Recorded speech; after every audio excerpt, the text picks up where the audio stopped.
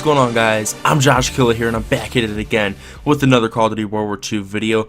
And today, DLC number 2, The War Machine, has dropped for Call of Duty World War II. And honestly, I was really excited because V2 looked amazing, and I thought it was going to be my favorite map.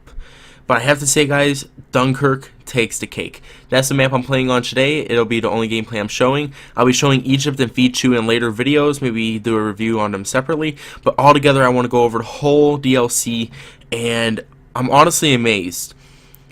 Egypt is my least favorite, and I'll get into that later why. But I basically went to bed at like 4 p.m. yesterday, so I slept until 2 a.m. I woke up at 2 a.m. so that I could download it. It was downloaded already by the time I woke up, and I just played it for all day. I got 7 hours in so I could give a true review on how I felt about this. And I just want to say this is one of the best DLCs I've ever seen in Call of Duty history. Go ahead and drop down in the comment section below of what you think the best DLC is. But so far, this takes a cake. I don't know what it is about it. Now, let's go ahead and talk about my favorite map here, Dunkirk. Does it resemble anything to you guys? Like, for all of you old school fans, or if you played Modern Warfare Remastered last year, there's your hint. Does it resemble any maps that you guys know? There's a really long beach, and there's 2 buildings off to the side. That's right, it resembles Bog a lot.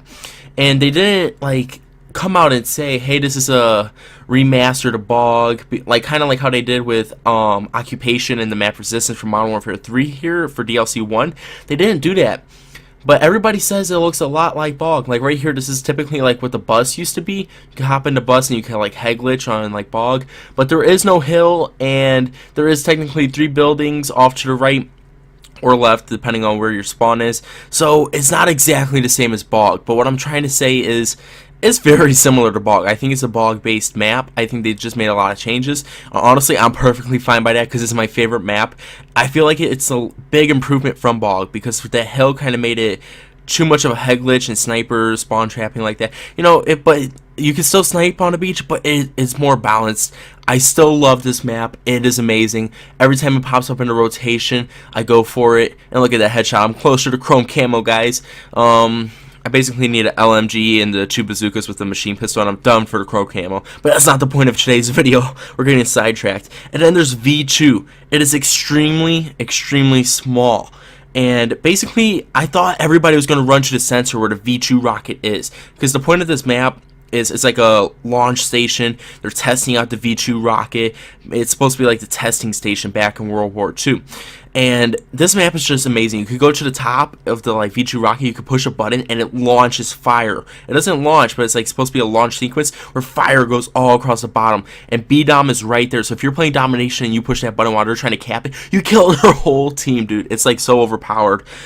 But basically, I thought this map, everybody was going to rush to the center. Everybody's going to be fighting in the middle. But everybody kind of runs around the sides. A lot of people don't go to the middle. But if you get to the middle and you get on top of that rocket, you have a view of the whole area. And a lot of people are disagreeing with me, but I feel like it's a lot like Rust. Back in Modern Warfare 2 not remastered. There's so much hype around that game. I can't stop talking about it. But back in Modern Warfare 2, if you got on top of Rust, you have a complete view of the map, basically. There's the center, but nobody really went into the center. Everybody kind of ran around the center of the map. So it resembles a lot of Rust to me, but I put a comment in somebody's video, and somebody was just like, what are you even talking about? It doesn't resemble like Rust at all. But personally, I see Rust in that map. Go ahead and drop in the comment section below if you think it resembles Bog for this map in Dunkirk, and for the map V2 if it resembles Rust to you guys. It's just my personal preference. Don't hate, because I notice a lot of people hate whenever I say it's like Rust. This game is nothing like Modern Warfare 2. Modern Warfare 2 is great and this game sucks. That's what I notice. I mean, if you resemble World War 2 to any other great Call of Duties, everybody goes berserk. But that brings us to the last map, Egypt. Now, I noticed a lot of people vote for it, and it is a beautiful map. I thought I was going to love this map. Just the way they described it when they were going through the debriefing on the Call of Duty YouTube channel. I thought I was going to love this map. It was so beautiful. I thought V2 was going to be my favorite. I thought Egypt was going to be my second favorite.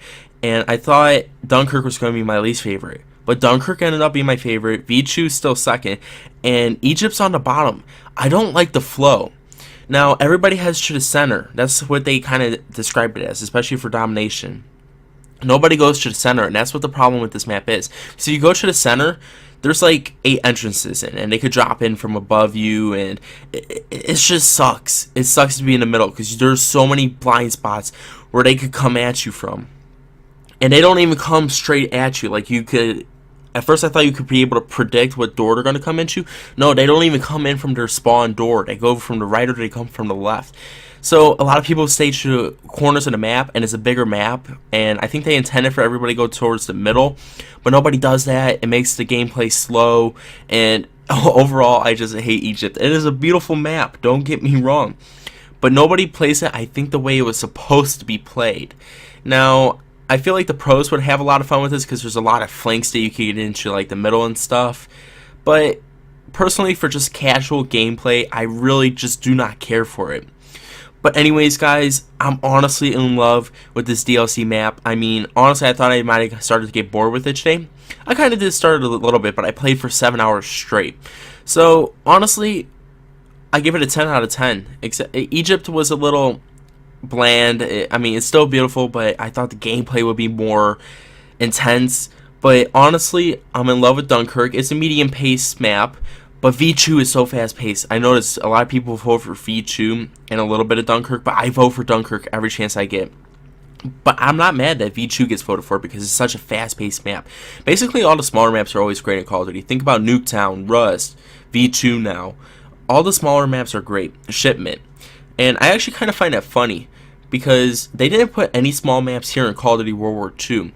I think the smallest map we got was Point du Hoc, and that's kind of a medium-sized map. It's not really that small.